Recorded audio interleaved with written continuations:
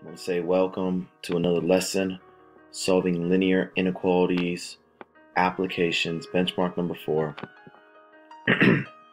I can solve and determine appropriate solutions for a linear inequality. All right, here's several steps of solving word problem strategies. Number 1, you got to read through the entire problem. Number 2, again, make sure you're highlighting the important information and keywords that you need to solve the problem. Number 3, identify and define your variables. Number 4, write the equation or inequality. Solve them. Number 6, write your answer in a complete sentence and check or justify your answer if possible. Let's begin.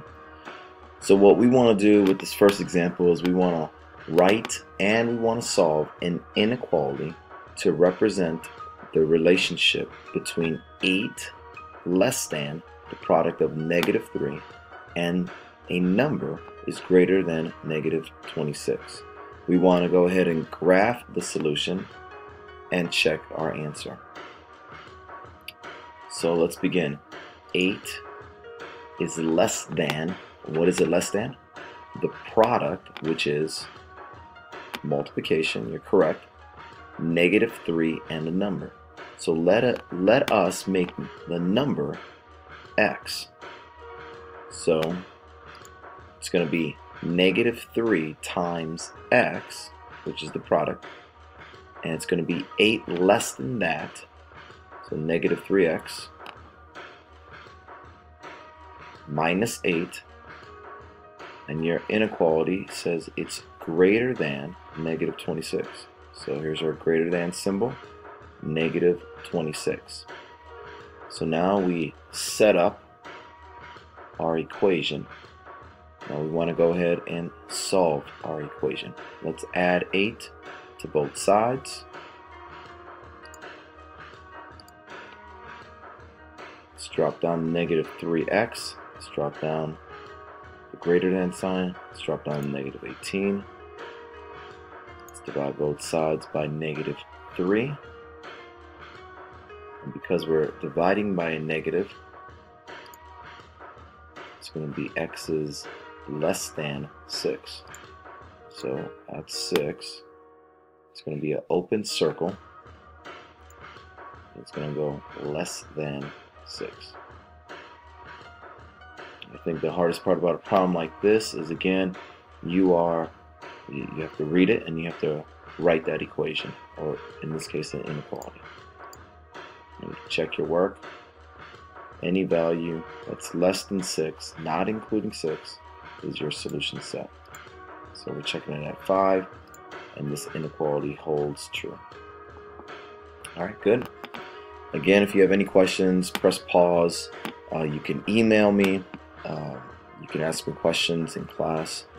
Anything to get you the understanding and the skills to complete the course. Alright, let's go to example 2.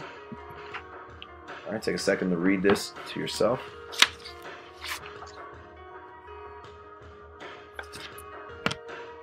Alright, and don't forget your steps in solving an inequality.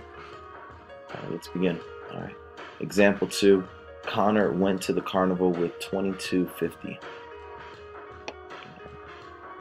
This is what he did. He bought a hot dog and a drink for $3.75.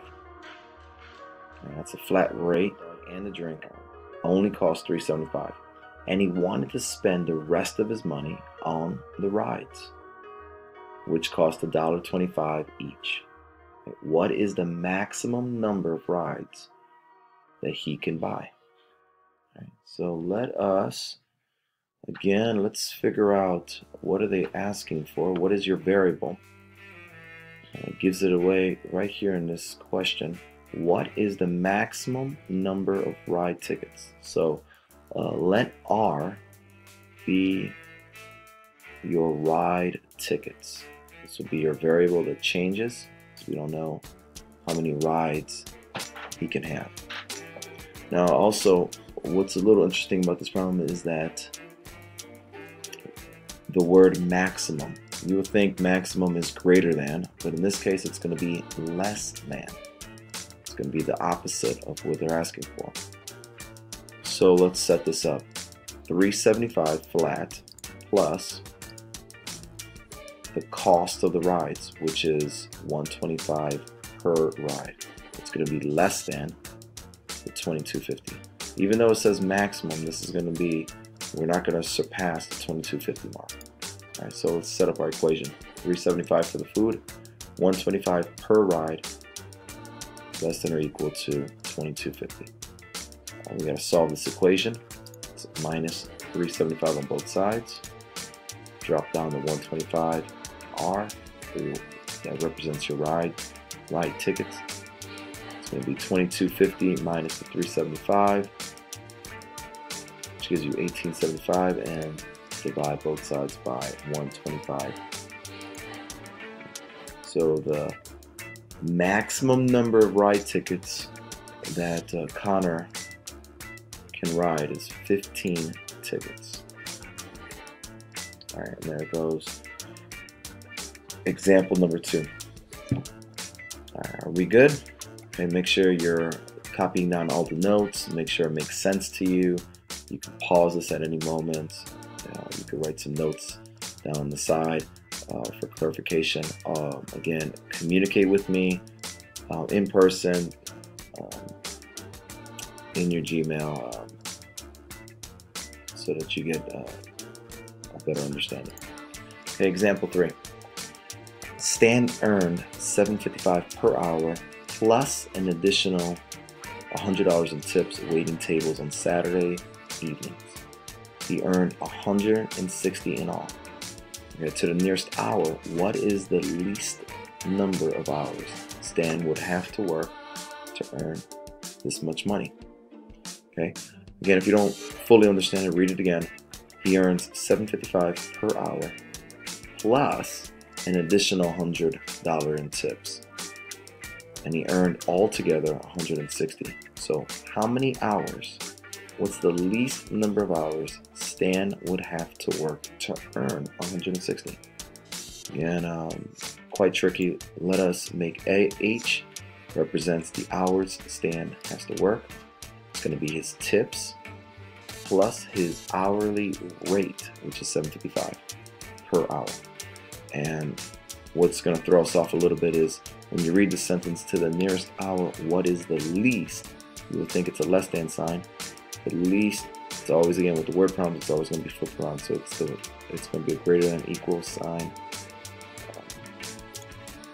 So 160, let's put them down. The tips is 100, $7.55 an hour.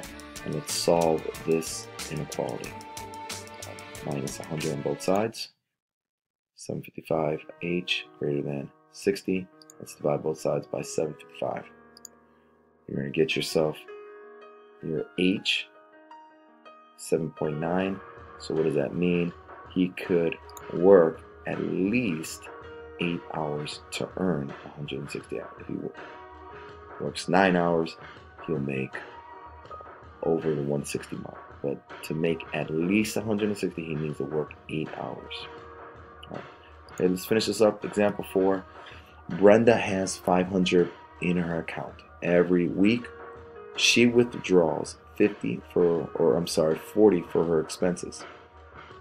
So she's taken away 40 for her expense without making any deposits. So she's not putting anything in her account. How many weeks can she withdraw this money if she wants to maintain a balance of at least 200? All right, let's set this up. How many weeks? So weeks will be denoted as your variable, W. So let's have it's going to be her starting account minus, which means the withdrawal, 40 for expenses. And again, what's a little challenging is the least than. You'll think it's a less than, but it's a greater than sign here with the word problem. So let's set that up. 500 minus the 40W greater than or equal to 200. Let's solve this. Minus 500 on both sides.